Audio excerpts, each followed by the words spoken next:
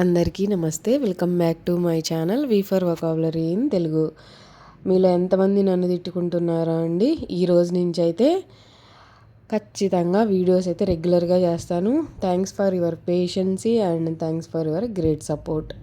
అదేవిధంగా నేను మీకు జూలైలో ప్రామిస్ చేశాను, మంత్ మొత్తం ఎవరైతే నేను ఇచ్చినటువంటి ఛాలెంజ్కి కరెక్ట్గా ఆన్సర్ చేస్తారో వాళ్ళకి ఒక స్పెషల్ విన్నర్ అంటే ఇంగ్లీష్ ఛాంపియన్గా ఒక గిఫ్ట్ పంపిస్తాను అని చెప్పాను. అది రేపైతే నేను వీడియో కూడా పెడతాను, చూడండి. చిట్స్ రాసి తీస్తాను. ఈరోజైతే మనం నేర్చుకోబోయే టాపిక్ అడ్వాన్స్డ్ వర్డ్స్ అండి.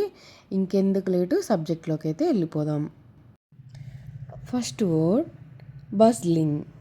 ఎలా పలకాలి ఆ వర్డ్ కింద కూడా ఇచ్చాను, చూడండి. బజ్లింగ్ అని పలకాలి. ఇక్కడ టీ యొక్క శబ్దం అనేది సైలెంట్ అండి. సో ఇలాంటి సైలెంట్ లెటర్స్ కొంచెం ఫోకస్ చేయండి.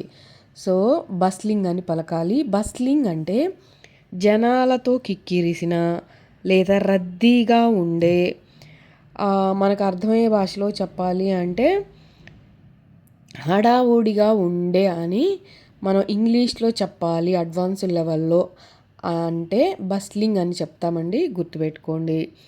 ఇది మనం ఒక లక్షణాన్ని గుణాన్ని తెలుపుతుంది కాబట్టి అడ్జెక్టివ్ కింద వాడతామండి. సో ఈ పదాన్ని వాడి మనం సింపుల్గా ఇంగ్లీష్లో మాట్లాడాలి అంటే the market is bustling with shoppers. Market కొనుగోలుదారులతో రద్దీగా ఉంది అంటే కస్టమర్స్తో రద్దీగా ఉందని అర్థం అనమాట. మీకు ఎప్పుడు ఇచ్చిన విధంగానే ఇంకొన్ని ఎగ్జాంపుల్స్ ప్రతి వర్డ్కి కింద కామెంట్ సెక్షన్లో పిన్ చేస్తాను, కావాల్సిన వాళ్ళు చెక్ చేసుకోండి. Next word scenic. సీనిక్ అంటే ప్రకృతి అందాలతో నిండినటువంటిది. మనకు అర్థమయ్యే భాషలో మన భాషలో మాట్లాడుకోవాలి అంటే చూడముచ్చటైన ప్రకృతి దృశ్యాలు కలిగిన ప్రదేశం గురించి చెప్పాలి అంటే మనం ఏమంటాము? సీనిక్ అంటామండి, గుర్తుపెట్టుకోండి. ఇది కూడా ఒక లక్షణాన్ని గుణాన్ని తెలుపుతుంది కాబట్టి అడ్జెక్టివ్ కిందే వాడతామండి. సో ఈ పదాన్ని వాడి మనం సింపుల్గా ఇంగ్లీష్లో మాట్లాడాలి అంటే we enjoyed the scenic beauty of Araku valley. మనందరికీ తెలుసు, మేము అరకులో యొక్క ప్రకృతి సౌందర్యాన్ని ఆస్వాదించాము. ఎంజాయ్డ్ అంటే జరిగిపోయిన కాలానికి సంబంధించిందనమాట. సో మనందరికీ తెలుసు కదా. మీలలో ఎంతమంది మొక్కలు గ్రీనరీ అంటే ఇష్టమో కింద కామెంట్ సెక్షన్లో కామెంట్ చేయండి. Coming to the next word explore. Next word ఏంటి? ఎక్స్ప్లోర్. మనం ఈ పదం వినే ఉంటామండి అందరం కూడా. ఎక్స్ప్లోర్ అని మన యూట్యూబ్లో వీడియోస్ కూడా చేస్తున్నారు. సో అంటే వెతికి తెలుసుకోవడం లేదా అన్వేషించడం. మన వాడుక భాషలో అర్థమయ్యేలా మాట్లాడుకోవాలి, అర్థం చేసుకోవాలి అంటే కొత్త ప్రదేశాలను లేదా విషయాలని వెతికి తెలుసుకోవడాన్ని ఎక్స్ప్లోర్ అంటారండి. సో ఇది మనం చేసే పనే కదండి. సో దీన్ని మనం వెర్బ్ కింద కన్సిడర్ చేస్తామండి, గుర్తుపెట్టుకోండి. జనరల్గా అయితే మన బేసిక్ ఇంగ్లీష్లో ఎగ్జామిన్, డిస్కవర్ ఇలా అంటూ ఉంటారు, ఓకేనా. సో ఈ పదాన్ని మనం వాడి సింపుల్గా ఇంగ్లీష్లో మాట్లాడాలి అంటే she loves to explore new places. ఆమెకు కొత్త ప్రదేశాలను వెతికి తెలుసుకోవడం లేదా అన్వేషించడం చాలా ఇష్టం అని అర్థం అన్నమాట. Next word వాండర్. స్పెల్లింగ్ కరెక్ట్గా చూడండి. వండర్ అయితే కాదు. వండర్ అంటే మీ అందరికీ తెలుసు.